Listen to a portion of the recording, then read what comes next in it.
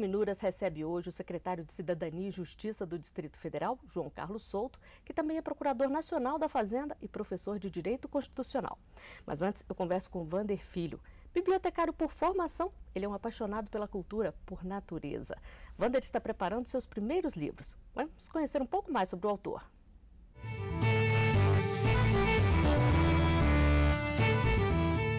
Bibliotecário formado pela Universidade de Brasília, Wander também é rapper, contador de histórias, poeta, escritor, arte-educador, educador popular, militante na área de direitos humanos, comunicador social, locutor e produtor cultural.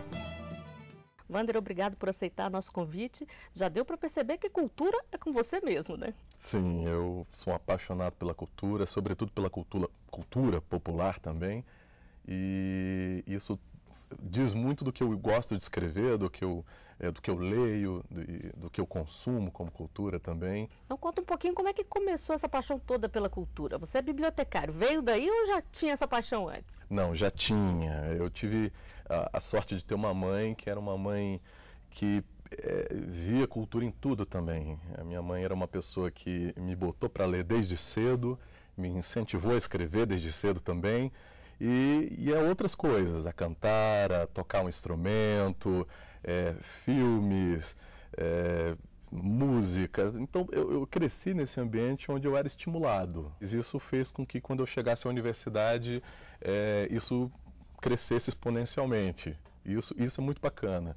E mais do que tudo, depois eu perceber que aonde eu morava, eu consegui perceber que também existia cultura acontecendo e aquilo era muito poderoso, era muito forte. E isso me alimentou também para me tornar esse consumidor voraz e também tentar ser promotor de cultura hoje em dia. Agora, você falou que sua mãe te incentivava a ler desde cedo. Você acha que isso faz toda a diferença? Incentivar as crianças é um modo realmente da gente ter mais e mais leitores? Sim, não tenho dúvida. Existem pesquisas que mostram isso. Existem pesquisas que apontam que a figura, na percepção dos leitores ou dos não leitores, que mais incentivou, que mais foi arrebatador ou determinante na formação de um leitor, é a mãe. Eu entendo que essa relação afetiva da mãe, o pai precisa estar junto também, ele aparece também como protagonista desse fomento à leitura da criança. O ato dele sentar para ler o jornal, abrir para ler o jornal, ou a mãe sentar... Já é o exemplo, né? Exatamente, o exemplo é muito forte para a gente quando a gente está nesses primeiros anos de formação. Cada vez mais é importante que as escolas e de alguma forma o governo incentive que pais levem seus filhos aos parques para ler, levem às bibliotecas, levem a feiras literárias, festas literárias. Eu acho que isso é uma estratégia pontual e fundamental para a gente formar leitores hoje. Agora vamos falar um pouquinho sobre a sua trajetória. Você é um slammer. Explica pra gente como é que é isso. O slam é uma modalidade de poesia performática que nasceu nos Estados Unidos, um pouco depois que o hip hop começou a ter uma força, lá para o final da década de 70, início dos anos 80, e virou um encontro de poetas e poetisas em bares que acabavam virando grandes sarais, e depois ele virou uma competição. E é tão forte esse tipo de poesia que existem competições nacionais nos Estados Unidos, entre escolas secundárias, e existem competições internacionais. E isso é muito poderoso porque o Brasil já chegou em segundo lugar nessas competições. Em Paris já chegou em terceiro lugar e nós temos poetas e poetisas brasileiras em São Paulo que estão com repercussão nacional. E agora nós tivemos aqui no Distrito Federal uma primeira edição. Só que a gente já fazia poesia cantando rap, eu canto rap já há bastante tempo. E a gente já tem esse tipo de performance, esse tipo de apresentação da nossa poesia há algum tempo. E não por acaso o slam também tem essa carga dentro do hip hop, né? Puxou um pouco dessa performance. E eu tive a oportunidade de ganhar o primeiro slam aqui no Distrito Federal. Foi uma competição muito bacana, uma noite encantadora com textos maravilhosos e performances incríveis de jovens que estão botando para jogo todo o seu raciocínio, o seu pensamento, suas percepções de mundo. Então eu gostaria que você recitasse algum poema que você já recitou num slam aqui para a gente poder curtir um pouquinho também. Ok.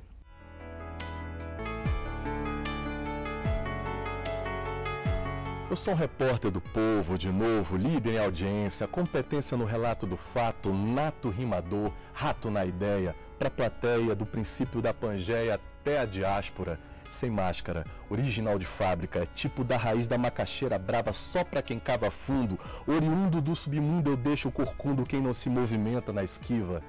E ao mestre Patativa eu faço a missiva inspirada em Massive Attack. Ei, sente o baque, eu dou um craque na bolsa, quebra a louça da nobreza e com esperteza eu vou driblando a avareza.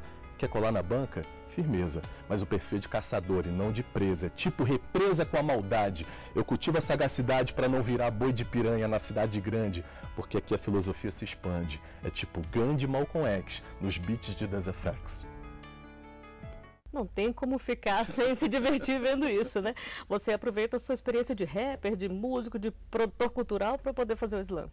Aproveito tudo. Isso é muito bacana porque cada vez mais as áreas de conhecimento estão entendendo que essas barreiras, assim, elas não existem. Então, para a gente ser um bom poeta, para ser um bom escritor, uma escritora, um cantor, é importante que a gente tenha a alfabetização cultural e que a gente consiga transitar ou conhecer essas outras linguagens. E dentro da escrita eu também não tenho dúvida.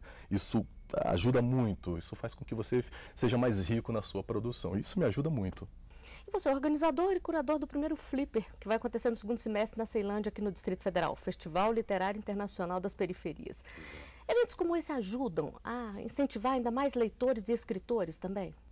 Ajudam, e ajudam em um outro aspecto que eu acho crucial e importante, que é o protagonismo. Ele evidencia o protagonismo nesse campo, por exemplo, da literatura, que simbolicamente nunca nos pertenceu.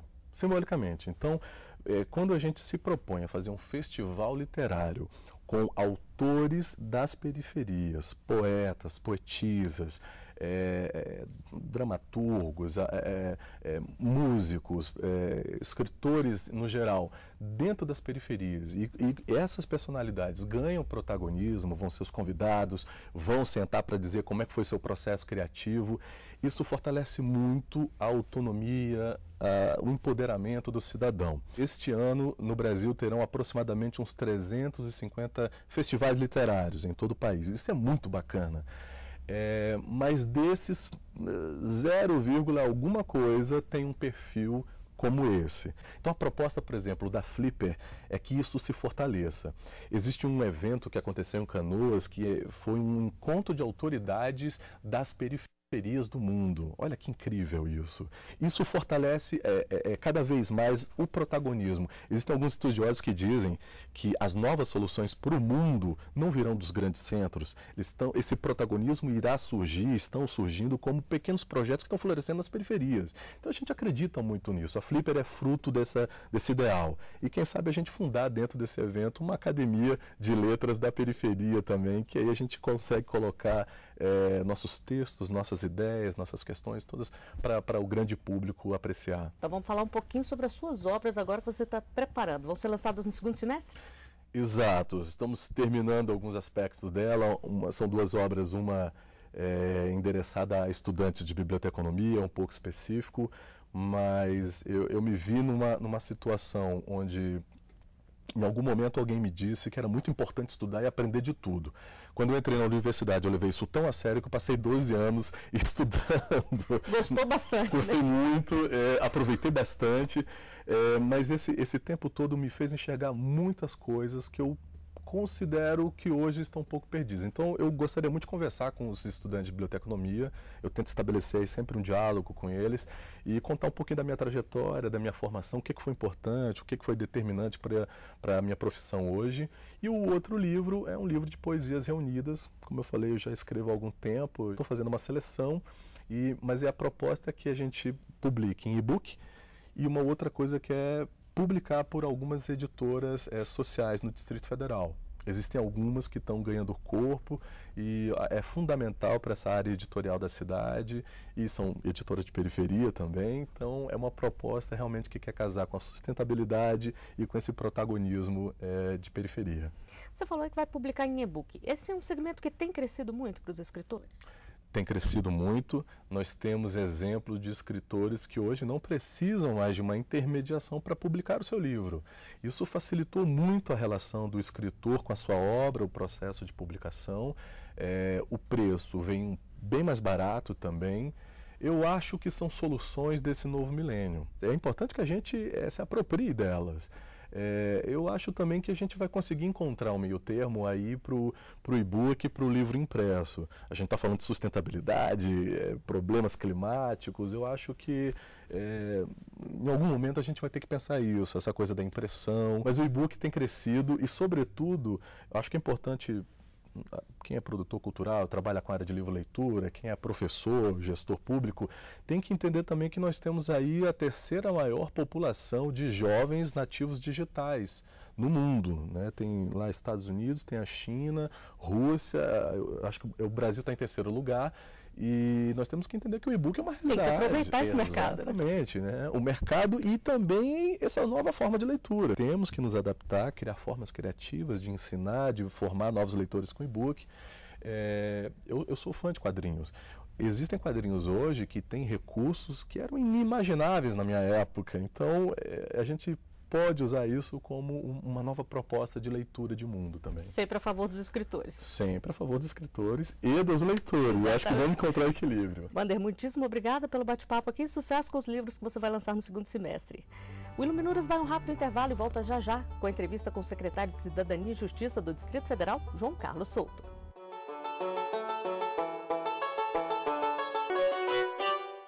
O Iluminuras já está de volta para conversar com João Carlos Souto, secretário de Justiça e Cidadania do Distrito Federal, procurador da Fazenda Nacional, professor de Direito Constitucional e mestre em Direito Público. Secretário, muito obrigada por aceitar nosso convite. Eu que agradeço, Flávia, o convite da TV Justiça e do Iluminuras. Secretário, a gente viu aí que o senhor é secretário, procurador, professor e ainda encontra tempo para escrever? A literatura é uma paixão? Ah, sim, desde a mais tenra idade. Eu comecei a escrever muito cedo. Eu tenho muito orgulho disso. Eu sou de Salvador, fiz a Universidade Federal da Bahia, lá, Faculdade de Direito, e eu costumo dizer que eu tive a sorte de viver numa época em que nós não tínhamos tantas opções de lazer como se tem hoje, com internet, etc. Então, o lazer era ler e escrever. E eu tive a sorte de, aos 18, 19 anos, começar a escrever para um jornal, na seção de leitor, é verdade, a Opinião do Leitor, o jornal à tarde. Ele é de 1912, é um dos mais antigos do Brasil, de maior circulação. E nesse jornal eu escrevi durante muito tempo. Primeiro na Opinião do Leitor, depois numa sessão que um amigo meu até brincava e me dizia: João, você está escrevendo na mesma página do cardeal Dom Avelar Brandão Vilela, que é o cardeal primaz do Brasil, né? Já começou bem, né? Pois é, exatamente, tive sorte. E os seus livros, secretário, são mais voltados para quem é da área de direito? O meu primeiro livro é uma pesquisa histórica sobre uma região muito importante da Bahia do ponto de vista histórico. Da história da Bahia. Ela é uma região que foi invadida por holandeses, por corsários ingleses, e teve uma colonização jesuítica muito importante. O nome do livro é Anotações das 12 Léguas. 12 Léguas é justamente o nome da fazenda jesuítica que tinha nesse local. Eu publiquei esse livro aos 24 anos de idade. O segundo livro demorou bem mais tempo. Depois que eu ingressei na Procuradoria-Geral da Fazenda Nacional, em 1993, eu comecei a escrever somente textos jurídicos. E isso desembocou no primeiro livro, que é... Posso mostrar? Pode. Que é a União Federal em Juízo, que está em terceira edição, esgotada. Eu deixei de lado porque eu fui fazer outras coisas. E depois retomei um texto que eu já vinha trabalhando há um certo tempo, porque em 95 eu frequentei a Universidade de Delaware, que é um estado pequeno, perto da Pensilvânia, e fui lá fazer um curso sobre o American Legal System. E por que essa escolha? Ora, eu sou um homem de direito público, eu integro a Advocacia Geral da União e lido com direito público. Além disso, eu leciono direito constitucional também. Então, é natural o interesse pelo direito constitucional norte-americano. Por quê? porque a Constituição dos Estados Unidos, que é a mais antiga Constituição em vigor no mundo, ela é de 1787, está prestes a completar 230 anos, ela moldou o direito constitucional no Ocidente, pouco mais, pouco menos. É comum hoje aqui no Brasil se fala muito do direito alemão e tal, mas o direito alemão é da década de 40, é do final da Segunda Guerra para cá. Então, os institutos que nós temos hoje no Brasil, os institutos públicos, foram inspirados no direito norte-americano. E ainda hoje influencia muito, secretário?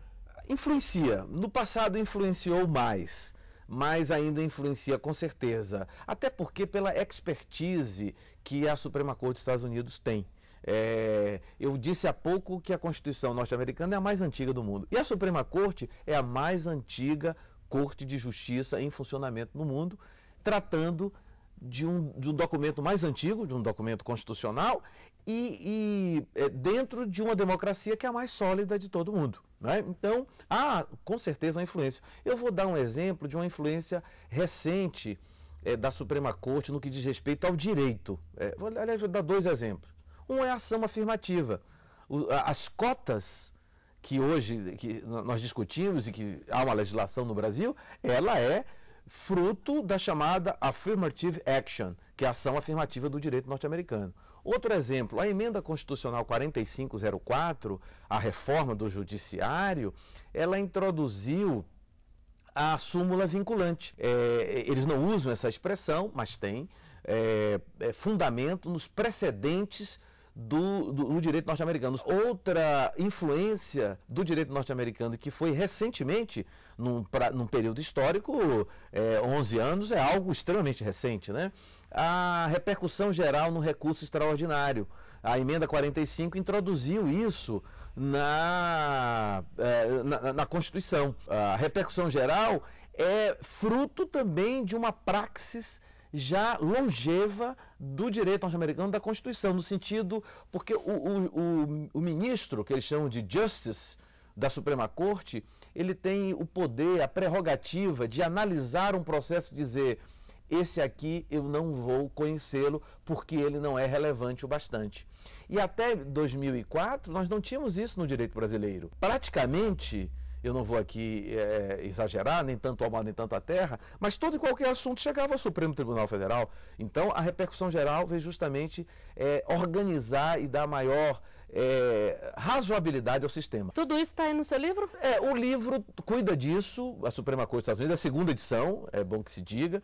O livro eu comento, como o próprio nome diz, Suprema Corte dos Estados Unidos, principais decisões, eu comento as principais decisões, desde a primeira que criou o controle de constitucionalidade, que é o chamado caso Marbury versus Madison, que ele é de 1803 e que criou o controle difuso de constitucionalidade que até hoje vigou e que o Brasil adotou em 1891 com a Constituição Republicana. Então eu comento grandes temas, eu vou citar 3 ou 4 aqui, a renúncia de Nixon, por exemplo, né, de Richard Nixon, em 1974. A Guerra do Vietnã e a questão da liberdade de imprensa.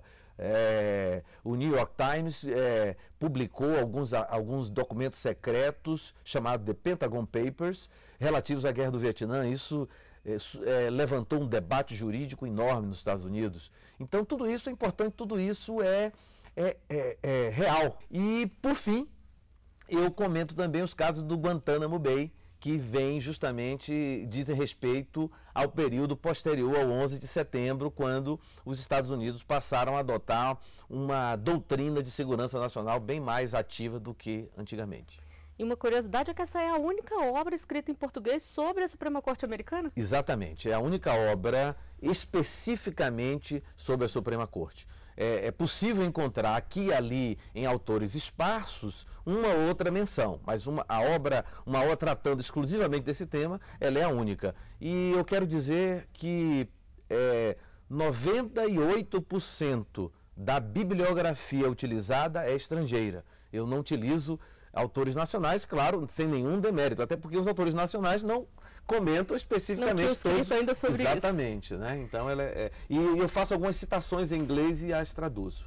Agora, secretário, vamos falar um pouquinho sobre o que o senhor gosta de ler também. A gente já falou sobre o que o senhor escreve, agora, o que o senhor gosta de ler no seu dia a dia? Olha, eu gosto de ler biografias, né? Eu já li muitos romances no passado, Jorge Amado, né? Eu gosto de ler biografias. Atualmente eu estou lendo um livro que trata das cartas trocadas entre dois grandes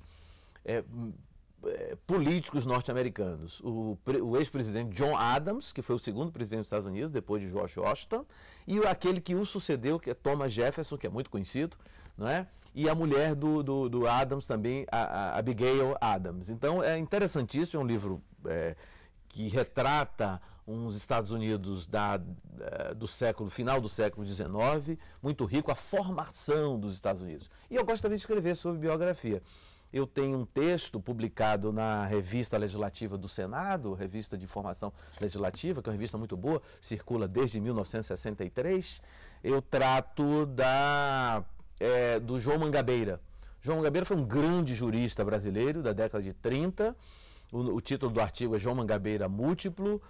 Os leitores podem encontrar no site do Senado. Esse artigo foi publicado em 2003 e eu traço um perfil do João Mangabeira, que foi o criador do mandado de segurança. Em 1934 ele fez uma sugestão, ele não foi constituinte, mas ele fez uma sugestão da criação do mandado de segurança, que é um produto genuinamente nosso e tão utilizado no dia a dia no judiciário brasileiro. Então nós vamos conhecer um pouquinho mais agora sobre João Mangabeira. João Mangabeira nasceu em Salvador em junho de 1880, se formou em Direito e exerceu vários cargos políticos. Chegou a ser preso, acusado de envolvimento com os comunistas. Em 1963, Mangabeira ocupou a pasta da Justiça. Faleceu no Rio de Janeiro em abril de 64. Secretário, o senhor também escreveu em inglês?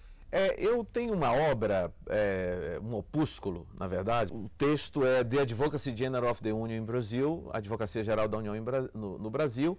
Esse texto eu escrevi quando eu estudei, quando eu estava em Harvard, em Cambridge, Massachusetts. E é um texto em que eu procuro mostrar para o público externo as características, as especificidades da Advocacia Geral da União, que é mais avançada do que o sistema em vigor nos Estados Unidos de defesa do próprio Estado, né? O que me levou a escrever isso foi um artigo de um grande professor de Harvard chamado Alan Dershowitz. E ele escreveu um artigo na época que Bill Clinton era presidente, falando do Attorney General de Bill Clinton, que era Janet Reno, e ele dizendo que ela não poderia exercer o seu cargo com independência porque era nomeada por ele e tudo mais. Nos Estados Unidos, o Procurador-Geral da República e o Advogado-Geral da União são a mesma pessoa e é nomeado pelo Presidente da República. Então isso me motivou a mostrar para o público externo, por isso que eu escrevi em inglês, a diferença, como é o nosso sistema, em que a Procuradoria-Geral da República é uma instituição apartada, com autonomia e independência, e a Advocacia Geral da União também apartada, fazendo trabalhos distintos, né, em instituições distintas. Quer dizer, o senhor mostrou para nós aqui, o público brasileiro, de que forma que a Suprema Corte funciona e mostrou para eles como que a gente funciona aqui. Exatamente, pelo menos no que diz respeito à Advocacia Geral da União, exatamente. Agora, secretário, para a gente encerrar o programa, eu gostaria que o senhor falasse um pouquinho o que um aluno de Direito não pode deixar de ler. Que literatura o senhor recomenda? Olha, eu recomendo, aliás, o livro Oração aos Moços, de Rui Barbosa. É uma peça literária de grande relevância. Foi escrito no início do século XX. Na verdade, é um discurso de paraninfia dele aos alunos da Faculdade de Direito de São Paulo. Ele não pôde comparecer e estava doente, já adoentado, e redigiu. E é uma peça que os alunos de Direito precisam conhecer.